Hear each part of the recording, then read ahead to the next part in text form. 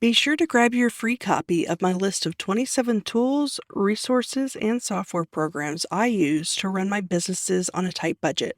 You can get it at thesarahstjohn.com/27 tools. That's TheSarahStJohn.com/27 tools.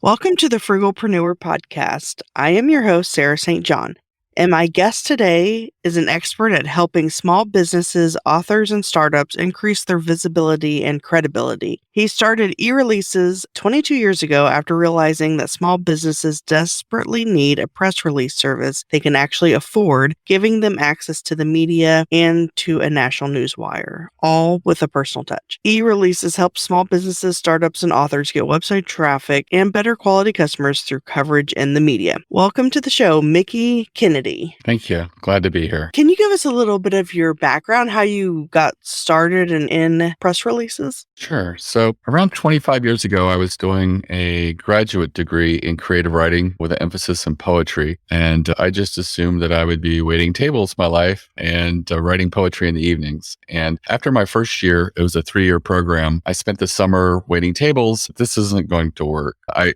didn't feel at the end of the day that I had a mind that was clear and I could write poetry. So I felt like I have to find something else to do. So I then transitioned into working for a telecom startup in DC. I liked the energy of a startup. It was new. I think employee number 4. And it was just exciting. I handled sales and I also was handling PR. And we had like 180, 190 journalists that we would send press releases to. And we did it through fax. And we got a brand new fax machine that could hold 100 numbers. So everyone talked about how fortunate I was, but it didn't seem that way. Programming 100 numbers, hitting send, taking all day to send to the 100 people. And then the next day, deleting all of those numbers and starting over with like 80 or 90 additional people. And the thing that I found is as I was faxing this out, we started to get phone calls and journalists were saying, could you just email us a copy of that press release? There's a lot of numbers and statistics and it'd be easier just to copy and paste those. And so light bulb went off and I just felt like email was the future of connecting with journalists. And so I mentioned it to my boss and he said, you should start that business. And so I continued to work, but in my spare time, I would reach out to journalists and see if I could get them to sign up for my database and take press releases from us that we were going to send to them. I launched, I guess, about a year after that.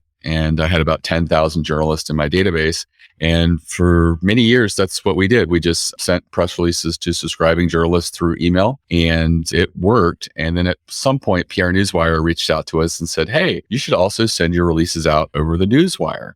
And I knew a lot about PR Newswire because we would occasionally send some of our better press releases over the wire when I worked at the telecom startup. But the wire was very expensive. It was like $1,000 a press release to get out nationally. And then adding like international and other options, you could easily get to several $1,000s to move a press release. So I told PR Newswire, I just didn't think that my customer base, which was spending $200 to $400, would be able to afford Newswire distribution, which works out to be like $1,000 for just a national press release to start. And so we went back and forth. They looked at my customers. They're not people that their salespeople would ever be interested in reaching out to because they're doing 2 to 4 releases a year. Their salespeople are looking for people doing 2 to 4 releases a week and don't mind spending $1,000 plus on every press release. I noticed that they had an editorial team that worked overnight and didn't do very much. They had to be there because some of their big clients might have breaking news in the middle of the night. There might be a recall. There might be something that happened. And there's also the international market as well. And so I suggested that we schedule all of our releases for next day so that the editorial team overnight could work on our press releases. And it wouldn't cost them any additional labor setting those releases up. And so that's what we did. Today, all of our customers receive a custom national distribution over PR Newswire. They also receive the email distribution that we're known for. And it's still on average $200 to $400 a press release for most of our clients. Oh, wow. For someone who might be wondering, well, when would you use a press release or why would you? Can you give some input into that? Like, I guess maybe when you write a new book or open a new business, or when would you use one? Basically, when you have something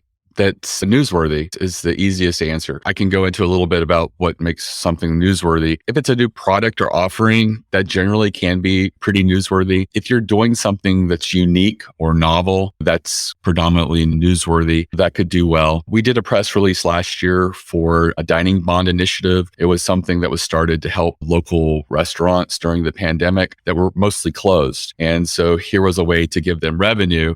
And basically, it was customers buying a gift certificate at 50% of the value. It was modeled on the war bonds initiative from the past, and it did really well. We stopped counting at about 150 media pickups. Wall Street Journal, Washington Post, all the major publications picked it up, CNN. A lot of the food trades and restaurant trade publications picked it up as well. And it was just one press release. So the newsworthiness of that was very high. There was a lot of negative stuff going on. So journalists are looking for positive stories. And that happened to be one that really resonated with a lot of people. They were able to sign up a lot of restaurants during the year that operating and helping out. And so that's an extreme example. I mean, most successful press releases are getting 4 to 8 media pickups. And when I say pickup, it's a little complicated out there because there's a lot of people that sign up for press release services that are under $100.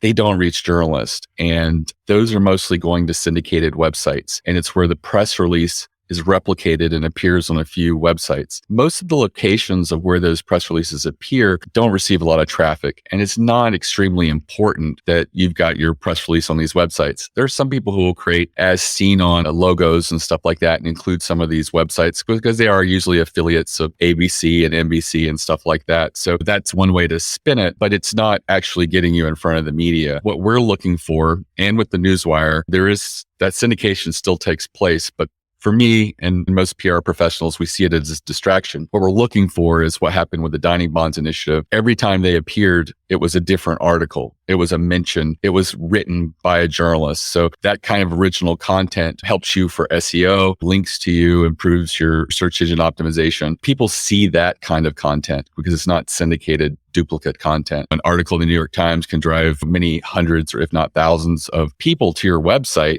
And what my clients find is the traffic they get from articles is high converting traffic. A lot of people read about a company.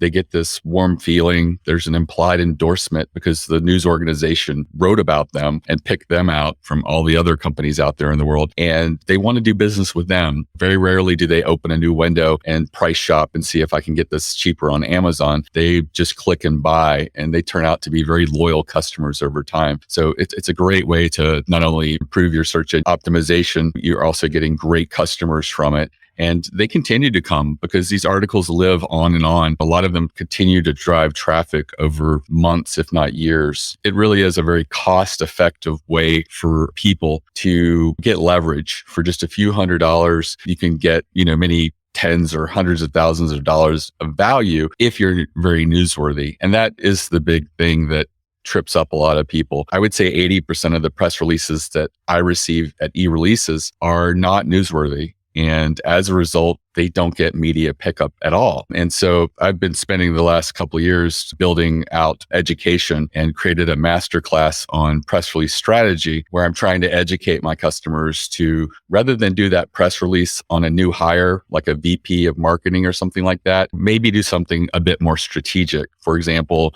a survey or study in your industry does extremely well. And that's something you can do with your customers or your leads. Generally, if you have 100 or more respondents, it's considered fine to publish your data and numbers. If you don't think you can get that many people to respond, you can align yourself with a small trade association. I have clients that do that all the time, and it creates a win-win. It gives you a little more credibility with the survey because you've aligned yourself with a small trade association. They have a member base that they can send the survey out to. So you're going to get lots of responses. That's really great. And also the small trade associations don't get a lot of love. It's usually the big trade associations in the industry that do. And so the smaller ones are always looking for attention. And if you approach them and say, I want to do a survey and send it out over the wire, they're like, hey, that's a media opportunity to get our name out there as well. So they're usually very happy to work with you and to sort of give you access to their members, both on social media and through an email send with that survey link. And I always say to include a couple of quirky questions when you do a survey. Those are generally the ones that get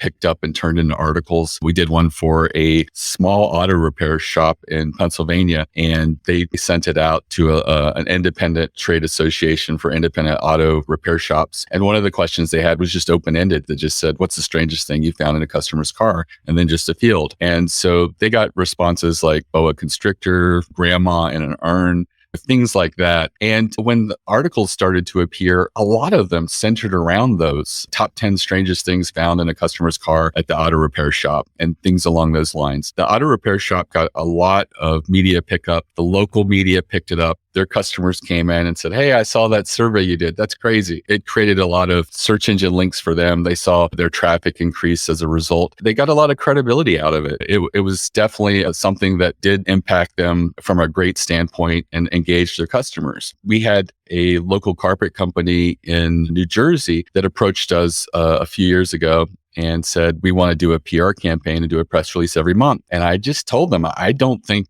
it's going to do very well, because we had already gone through and had an audit with them about what they do. And there wasn't much that was unique or standing out with them. I think on month 5, we sat down and did another brainstorm session. And I found out at that point that their biggest enemy was the big box home improvement stores. And they just shared all the ways that they have to market against them and how they're the biggest thorn in their side. And so we did a press release around that.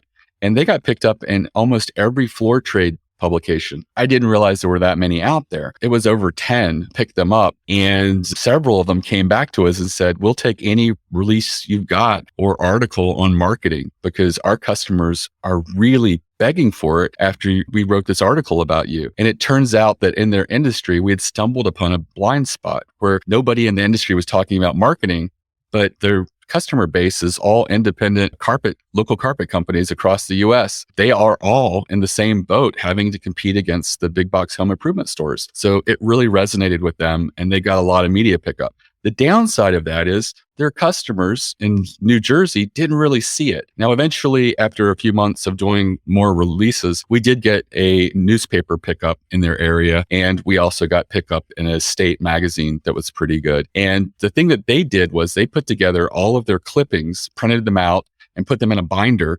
And then when they go to give a quote to a carpet customer and they're telling them about the company, they just go through and say, look, we've been picked up in Floor Trade Weekly. We've been picked up this publication.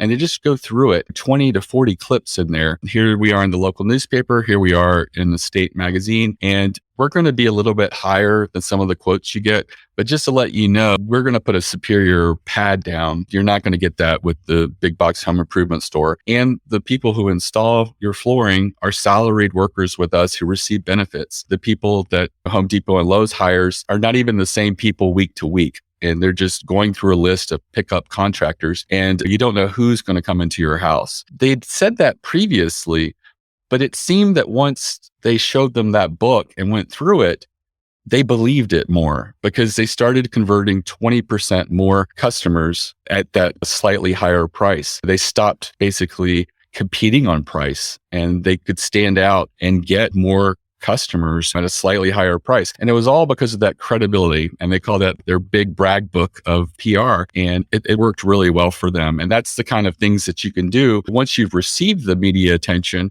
Their customers didn't see it. So they wasn't driving customers to their website, but they were able to take and download all of these clippings that they had and turn it into something that they could put in front of people and show them. And obviously it was very impressive to them. And to know, I feel very comfortable about these people. It's worth $200 to $400 more to come in and make sure we got the right people coming in and putting the best product down for us. Wow, that's awesome. I have an idea of like some articles that I'd like to submit to, various Forbes, Entrepreneur and stuff. Could you use a press release service for that? Or is it really just news stuff, not an article? Some people do issue feature style articles over a press release network. The downside of it is you're probably not going to have those key publications you mentioned use it, because you've made it available to everyone. And the problem with it is if everybody picks it up verbatim, it's duplicate content. So if 3 or 4 places pick it up,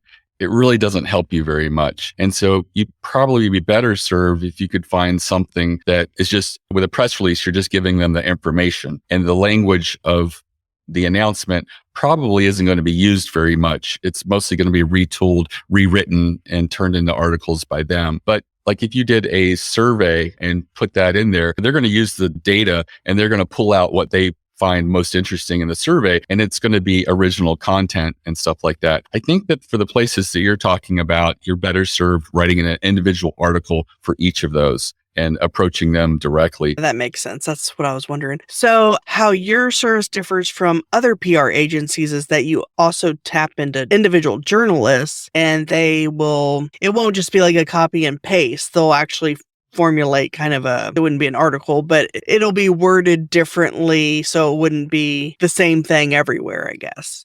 Right. So the thing about most news outlets is most of them don't ever publish a press release verbatim. They're in business to write and to have original content. So to copy and paste a press release isn't accomplishing that. So most of them will turn it into a unique article, sort of the ultimate goal with PR and things like that. You don't necessarily control what the article is going to look like. Sometimes publicly traded companies will issue a press release and try to put a positive spin on something they're doing, like maybe they're shutting something down. And the actual article appears about like, oh, this is so sad, this thing's closing. And the sentiment of it is more of sadness and how unfortunate this is, where the press release was all positive, saying, we're closing this down. People don't seem to be wanting it anymore, and we're focusing on better things and stuff like that. So you don't always control the sentiment of it, but for a lot of small businesses, you're not really usually issuing something like that can sort of be taken very negatively or anything along those lines. But the larger companies do. I remember Microsoft, for example, issued a press release about when they were closing down bulletin boards on their network. They said, we're doing this to protect children. These are places where anybody could hang out and create bad stuff. And the articles that were written about it were hilarious. They were just like, Microsoft is trying to position this as something safe for kids. And so we reached out to them and said, are you also closing down chat and Skype? Are you shutting that down? Because that's another place that children could just be accosted. And of course, they didn't respond. They basically said that some of the reasoning behind Microsoft's press release was a little absurd. And what they pointed out was that Microsoft hasn't been able to monetize bulletin boards, and that with their advertising network, it doesn't really fit in there and serving that. And they said that's the real reason behind it. Sometimes it's kind of funny how different a press release and an article can be. Most of it is geared towards publicly traded companies because they're the ones that are trying to spin the negative news in a way that's most positive. And a lot of journalists see the artificiality of that and pick it out and bring it to light. Also, publicly traded companies tend to issue negative news after hours on Friday. And despite that, Monday morning, the articles are there. So it didn't accomplish what they wanted. The news still gets out and goes out there and lives. That being said, small businesses have a really great opportunity with press releases because I think that so many journalists are tired of covering the publicly traded companies and the large companies, and they like the fresh stories. They like to cover startups, people that are doing something a little different, a little unique. They like to profile companies that people don't know about because it's like a discovery. And it's sort of like when you go into an independent bookstore and you see staff picks, people feel like, oh, this is a little treasure that's been discovered. No one really knows about it. And, that's kind of nice. And there's that quality, almost like curating that happens with the news that goes out there. And so people love to discover small little quirky companies that appear in the news. Entrepreneur Magazine, Inc. Magazine, all of those places tend to pick on little stories that people can relate to. What would you say is the average amount of publications that when someone submits a press release through E-Releases that they actually are able to get? And then what if they don't get any? Like you had mentioned earlier, sometimes. So yeah, I would say about 80% of my customers don't get anything. They do appear on syndicated press release that appears on Yahoo Finance and stuff like that. But you got to look at the press release that they sent. Our website's now mobile responsive. We just promoted Becky to executive HR, and her responsibilities remain exactly the same. So many press releases seem to percolate and come out of this safe place as if they were written by committee. And the type of press release that people are getting isn't newsworthy. You have to do a test of like, is this relevant to my industry? Is there something important here that a journalist who acts as a gatekeeper would say, I need to share this with my readers? Most press releases fail that test. The average successful press release gets anywhere from 4 to 8 articles written about them. And that probably is in that 20% range of press releases that we do. That being said, the people who make up my 20% of successful press releases, 80% of them are the same people. We have one clutch.co that does rankings and a lead gen for different verticals, different industries out there, web design companies that sell, calendar SaaS things and stuff like that. So they're each very individual and they're across lots of different industries. And so they do multiple surveys and studies. They're doing like 20 to 40 a year on different industries. And that's where also I got the idea for the quirky questions, because they include that and they're smart because they always get pickup. I've looked at their releases over the past year, and on average, they're getting anywhere from 12 to 30 media pickups for each of theirs. And they're just very good at it. They get that coverage again and again. And they don't have to do other types of releases. They very rarely go outside of a survey and study because they're doing so many of them. And the media loves that. Other things that work really well is sometimes being contrarian. If everybody in your industry is going in one direction always, it's cool if you can stand out and say, not so fast. Here's the downside to that. You want to appear level-headed, not crazy. So you don't want to be the guy who's screaming the sky is falling. But take, for example, electric cars. It seems like everybody's pro-electric car. It's protecting the environment. It's very reasonable to say, well, not so fast. The mining and minerals that are used to make the batteries are not environmentally sound. The labor practices among miners is really poor in these third world countries. And also, we haven't yet solved what we do with these batteries at the end of their life. Are we creating a new environmental problem that needs to be solved? And that's very level-headed. But because everybody is pro-electric car, journalists aren't really including the other opinion. And they're not doing it because they don't want to. Journalists by nature want to be fair and balanced. So they want to have all perspectives. But if there's no one out there saying the cons and the negative, they just don't have the opportunity for anybody in there to be included. So if you can go against the grain on some positions, you can stand out and get some media attention for yourself by being that person who's willing to be quoted and to say stuff that is unpopular. And these are all strategies that can get you coverage and avoid the types of press releases that we're seeing. I've launched my masterclass and made it completely free to my customers, and very few are going through the training. It's an hour. I think that people like to do the expected. I would just say,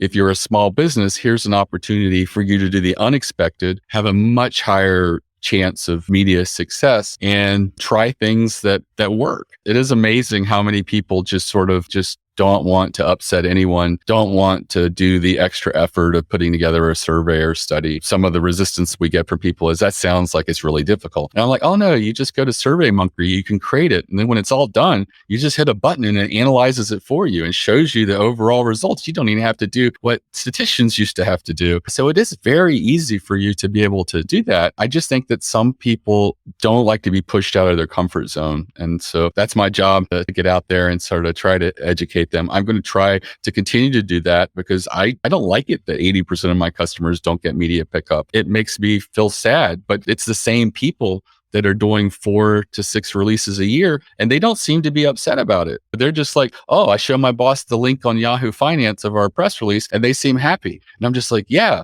but that could have been an article in the New York Post or Philadelphia Inquirer. That could have happened. But with what you're giving us, you're not giving us anything that really is compelling or interesting.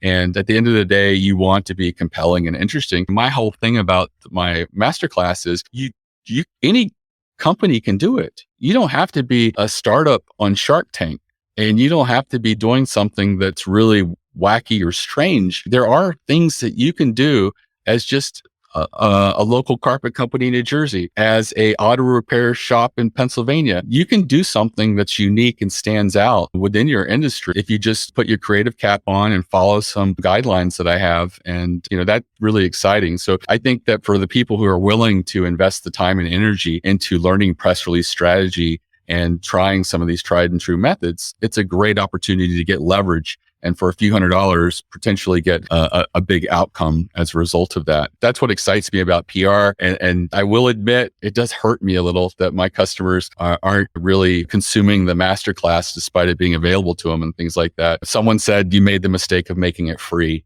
They really don't value it. So maybe I have to put a moat around it at some point with a price tag and maybe open it up, occasional free access to it. And maybe it'll give them the perception that there's value there. But it is amazing that you can give away probably the most valuable resources and tools, and not everyone's able to really recognize the value that is there. Mm-hmm. Yeah, I think that's great that you offer that. And it's weird that people aren't. You would think that they would want to, especially if it's only an hour, that they would want to get educated before they submit their press release. You had mentioned Shark Tank earlier, kind of in passing, and I had read on your website that several of the Shark Tank companies have used your service. I'm kind of curious to hear about that. Right. So it was funny. I love Shark Tank, and I was watching it. And a few years ago, I noticed that like a third of the people that were appearing were E-Releases customers, and they had done a press release about appearing on Shark Tank. And so I reached out to a few of them. They said, oh yeah, the producers say you really should do a press release announcing when your episode's going to air right before that. And they recommended E-Releases by name. And I was like, oh, that's really cool. And we've worked with a few extensively. Squatty Potty does quite a few. Manscaped goes back and forth where they'll do a few, take a little time off, then come back and do a few. It's kind of exciting to see them. We reached out and said, could we get a quote from a producer or a mention of Shark Tank? And they're like, not without licensing. And just to let you know, that starts at like $1 million. And I was like, no, thank you. Just continue to do what you're doing. It's all great. But I like startups because generally they're doing something that's a little unique. To get funding, to be on a show, they're obviously doing something different than every other company like that. There's something that makes them special. And for that reason, I think it makes it a little bit easier for them to get media attention because they are a little bit more newsworthy because they are doing something a little bit different than everyone else. I also think that they approach things very systematically. Startups tend to grow and follow paths and things like that. So they can really look at PR and say, what is something that we could do strategically over time and build out a campaign that's trying different things. Most people who explore PR really should do a series of releases to see if it'll work with them. I always recommend a PR campaign of at least 6 releases and to try different approaches. And so the strategy course that I have has got like 7 or 8 approaches that are in it. And even within it, you can break it out to even more different approaches and things like that. And so by doing that and following the best practices, you can put together a really good campaign. And I think that most clients will see success if they do strategic press releases. Startups, I think, have it a little bit easier just because they tend to have already refined their messaging and they have a unique selling proposition, a USP that's a little bit different and sort of makes them unique. I'm wondering if when someone submits a press release through E-Releases and a media company picks it up, will the person who submitted it be notified, or how do you find out that it was picked up? Usually they're not notified. Sometimes they will approach you if they have a question. But in the case of the Dining Bond Initiative, I think that they received a few inquiries where people wanted some more information or a specific quote or response to something. They got over 150 media pickups. And I would say in their case, 140 of them, they just appeared. And a journalist will just write a story and assume that you get it. What I found is if you do a search in Google News for the company name or product name or something that's pretty specific, you can actually pick the window of when that search appears, the calendar or date. So if you issued the release on January 1st, you would only want to search from January 1st to now. And so everything that appears within that space that mentions the client in Google News could be the result of the press release. You have to look at the article and see. And then another thing that I do is search in Google Web as well. Same time period. You pick the date when you first did the release and you go to now. That's a little more difficult because Google Web picks up a lot more. But what I found is not every news site participates in Google News. And so by searching Google Web and Google News, I pick up probably 80 to 90% of what's out there. Some of the trade publications just aren't going to show up there. Some of the stuff behind paywalls isn't going to show up there. But I always tell my customers when you get sales or inquiries, just add a field, how did you hear about us, and leave it open-ended so they could fill it in. A lot of times they'll tell you where they discovered you. People check their web logs as well, their Google Analytics, and see where some of the traffic comes. That's another place to sort of discover it. But I think that 80-90% of it gets picked up if you do both the Google News and the Google Web, using that calendar function where you're only searching within a defined period. And then if you discover it was picked up, is that all it takes for you to be able to use their logo on your website, like as featured in Forbes or Entrepreneur, whatever it is? Right. So I don't know. I'm not an attorney, but I've been told that you don't want to use as featured on, you want to use as seen on. The idea of a feature means something different. That's what someone told me when it came to the logos. Most of the time, they've run a story about you. You could put as seen on and you're fine. It's also the same thing with clipping. I think that technically what my carpet company, New Jersey, did is against the copyright of the trade publications, where they just printed out all the stuff. But a good lawyer would say that falls within fair use. They got picked up in the media. It's an article. They printed it out. Nothing bad was happening here. In the US, we don't seem to be crazy about that. In the UK, they go after people. And every time someone has put a screenshot or a PDF of a posting of their company appeared in a magazine or newspaper in the UK, they send them a $1,500 bill or something like that, and say that you now have to be part of a program. And so in the US, thank goodness, we're not that bad. But that being said, a really aggressive company could just tell you to take it down. They're not going to prove monetary losses for the most part and things like that. But I think that just being level-headed about it and trying not to be deceptive. I see so many people use it, and I don't hear about problems here the way I hear about PR professionals in the UK that have a horrible time. Their client gets media pickup. They want to add it to their website, and they literally can't. They can link to the article, but a lot of times those articles go away after 24 months or 18 months, or it goes behind a paywall after a few weeks or something like that. And so it makes it very difficult for them to share. So they're all about licensing the content and using these companies that are very aggressive in the UK. But here in the US, I've never heard of that happening in the US and people being really crazy about it. I see as featured on, I see as seen on. I have heard people in the PR industry saying it's always better to use as seen on, because some people have had a problem with featured and said, well, we had an article about you, but we don't consider that a feature. To us, a feature is something that's different. And so rather than play semantics or anything like that and getting into a debate, just use as seen on, you would be fine for something like that. I also believe that whenever you get a media pickup, the first thing you do with it is archive it. I create a PDF as well as a ping screenshot of it when I'm pulling stuff for my clients and trying to build case studies and stuff like that, because they vanish and disappear. Usually some will last a couple of years, some will last 3 or 4 years. Sometimes the website will just go through a refresh and everything's changed, and a lot of their old content just isn't available anymore. So you want to make sure that you record that, you internalize it. That's definitely some useful tips. I appreciate that. I feel like I've learned a lot. I've thought about doing an e-release before, but I just got to kind of think about what angle or what newsworthy thing. I would recommend that you check out my masterclass. It's completely free. It's at ereleases.com/plan, PLAN. Okay. And I guarantee you, anybody that goes through that hour is going to know more than most PR firms. A lot of PR firms are still doing a lot of the lazy way of sending out releases. They're the ones that are pushing a lot of these releases to us that are just safe, and they're not upsetting the apple cart. And as a result, they're not really standing out, or it's not content that a gatekeeper, the journalist, is going to say, yeah, this is worth sharing to my customers. So I would definitely recommend that you go through that and learn, because if you take some of those strategies and use them, I think your likelihood of getting media pickup is going to be very strong. And it's definitely a way that almost anyone can stand out. And some of them take a little more work than others, like the survey and study approach. But if you do commit to it, you will get some media pickup as a result. I guess I was under the impression that class was just available to current clients, but that's awesome that it's available.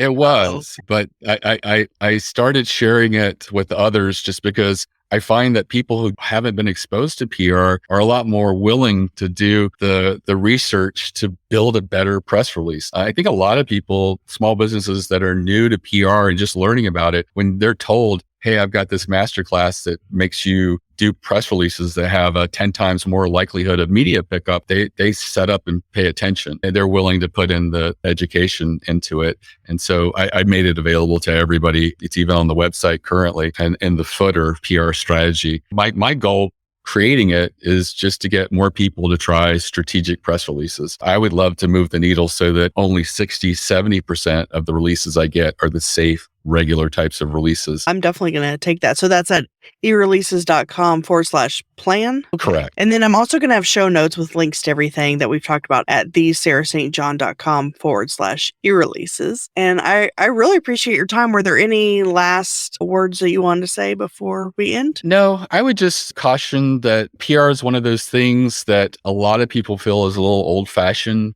but it still works, and it works very, very well. There are journalists who are constantly checking for stories. Not everybody can build out an elaborate story and send it to some of the services that we know, like Help a Reporter Out, where everyone is a curated story where someone's putting a lot of time and energy to it. A lot of journalists are working on anywhere from 2 to 4 stories every single day, and they just couldn't handle the funnel and bandwidth of constantly putting that story out there for people to contact. And so they're perusing press releases, they're looking on the wire, they're streamed by headlines. So you want to have a really compelling headline that's not using a pun, and contextually they tell what the press release is about. That's the real value of it, because if you have a message that really resonates with a journalist, your likelihood of getting media pickup is very strong, and you can't really replicate that through paid advertising. In the case of the Dining Bond Initiative, to have gotten over 150 news sites to link to you and share your story and drive you tens of thousands of customers, that would have taken hundreds of thousands of dollars of paid advertising to have got anything close to it. And the thing about it is the people who clicked through were excited. They wanted to help out. They were much more likely to buy than anybody who stumbled across an ad. Yeah, those are good points. If you want to learn more about how to create a perfect e-release, go to ereleases.com/plan. And I'm going to do that probably later today. And if you do want to reach out to me or my office, you can just visit ereleases.com. On the lower right is all my social media. I do generally respond to LinkedIn requests, and if you have questions and things like that, not immediately, but I do check a couple of times a week and try to stay in touch with people who are looking to reach me there. If you have any questions, you can chat on our website with an editor or give us a call. They're willing to look at your release if you have questions or you want their opinion on it. We're just available and to walk people through the process and try to help you succeed. And because we don't have any salespeople or quotas or commissions or anything like that, if we feel that you're not a good fit, just like I told that carpet company, we found an avenue in there by basically taking advantage of an industry blind spot. And hopefully with these strategies that I put together, there'd be a lot less people that we feel that PR isn't very helpful with. There's still some that are, for example, some people in the health food supplement business, the newswire isn't very accepting of releases that make medical claims and things like that. So that's an area that we probably wouldn't be able to help you very much. But, outside of a few anomalies like that, most small businesses can use the strategies that we talk about. Awesome. Well, I appreciate your time today. Thank you. It's been great. As you can tell, I'm excited about press releases and I love to talk about it. So great opportunity. Be sure to grab your free copy of my list of 27 tools, resources, and software programs I use to run my businesses on a tight budget. You can get it at thesarahstjohn.com/27 tools. That's THESARAHSTJOHN.com/27 tools.